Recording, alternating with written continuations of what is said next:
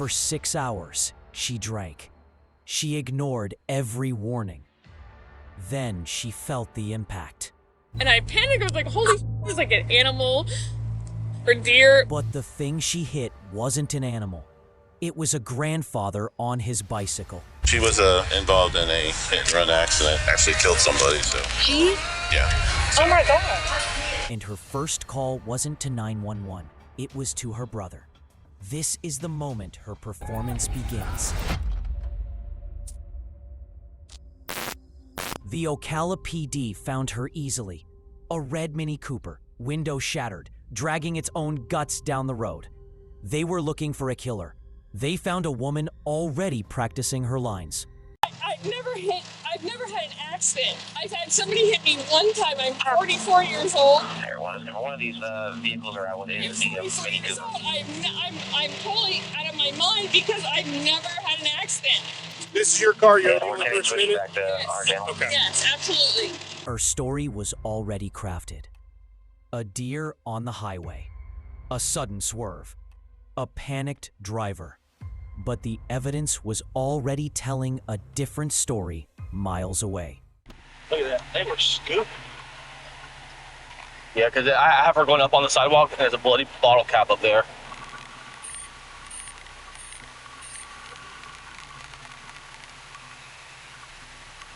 Is that blood there? Yeah. The point of impact wasn't the road. It was the curb. Elizabeth Ponya's car launched onto the sidewalk and traveled 10 yards with the victim, 61-year-old Louis Oziel, trapped beneath it. He never stood a chance. I just want you to walk me through, like, how the accident happened, stuff like that, and then, so we're just going to do a step-by-step where you're at when the initial impact occurred. Where were you at when the accident occurred? So I was leaving downtown. Okay, I was leaving District. I turned. I turned on 27. I don't know what this side road is. When you say district, you're talking about the district bar? Yeah, where Mellow Mushroom is and all that downtown. Yep. Oh my God, a fucking deer jumped. That's what it felt like to me. But her details were off. The timeline didn't fit, and her panic seemed rehearsed. So as I'm rationalizing this, I'm like on autopilot to turn, right? I'm like, no, something's wrong. So then I called my brother, totally should have stopped right then, like hit the brakes, but there were cars, there was all kinds of shit. So I was like, stop. Oh, this is not exactly how my Sunday is supposed to go. I got Anyway, here I am. I totally shit the bed for, I don't know what other word there is. Did you hear anything after the incident? No. Or during the incident? Besides my She did a U-turn right. brain on fire. Like, Liz, what the? No. Okay. That's So it. you didn't hear scraping, anything like that while you're driving? No. Oh, well, yeah, I heard scraping. I was like, holy shit. Like, I thought an animal, like the dog, a deer, like, holy shit. This is where her story fractures. She claims she didn't know what she hit, yet describes the sound of metal grinding on concrete for yards. She claims panic, but her first instinct was to call family, not emergency services. It sounds like the accident actually occurred on the sidewalk. Do you remember jumping the curb for any particular reason? No. Is there something that jumped out in front of you you tried to avoid, or something along those lines? You don't remember jumping the curb? No, I don't remember jumping a curb. And obviously, I've hit someone. The final piece of her story crumbles. Skid marks on the sidewalk prove she didn't just drift. She overcorrected violently, steering directly into Louis Oziel's path. Her attempt to avoid a deer sentenced a man to death.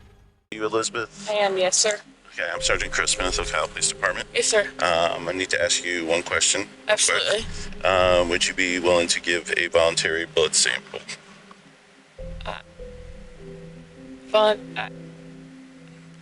Obviously, this is a crash. Is involved in serious injury, so it's a question. I don't know how to answer that. Like drugs or well, I mean drugs, drugs, no problem. alcohol, or anything like that. I mean, Okay? I was That's what drinking our it concern earlier, like, but at brunch, but that was at like 12 o'clock. I don't know how long. Like, I don't know what the right answer. I don't know what the answer to that is. So no, I guess. I don't know. Refusal. A legal right, but a glaring indicator of guilt. While she stalled, another officer was already at the district bar, uncovering the first part of her secret. No, she was consuming alcohol. We have one shot for me. That was it. She didn't get anything else to drink from me. Just one shot. Just one shot. We're all affected. Give us a match. So we know at least one shot.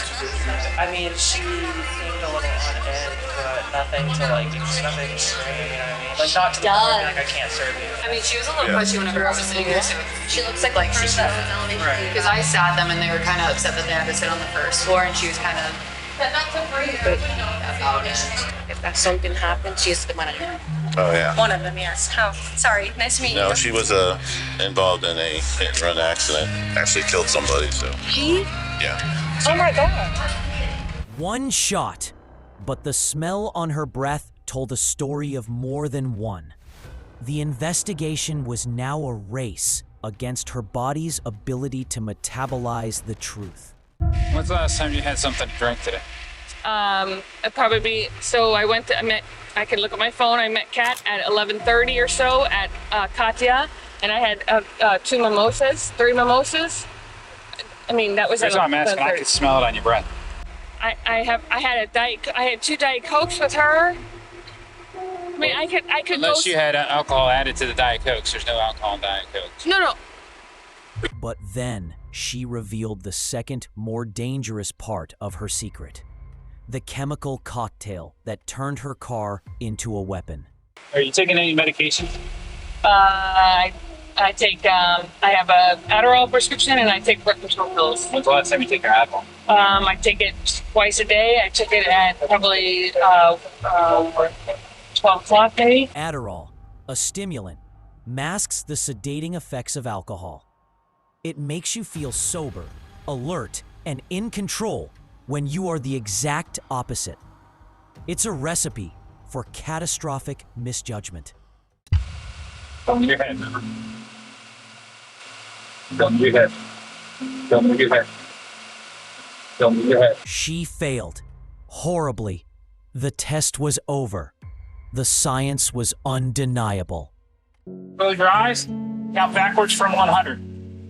99, 98, 97, 96, 95. All right, you are being placed under arrest. You're driving on the influence of an alcoholic beverage or any substance set forth in Chapter 893. Under Florida law, you are required to submit to a love test to your breath that determines alcohol content. You submit to a breath test? Elizabeth Ponyo was booked into Marion County Jail. Her bail was set at $100,000. If convicted, she faces up to 15 years in prison. She thought her story was believable. She thought her panic would be an excuse. Subscribe now, because in our next video, you will hear the victim's family speak in court and see the final verdict that brings this tragedy to a close.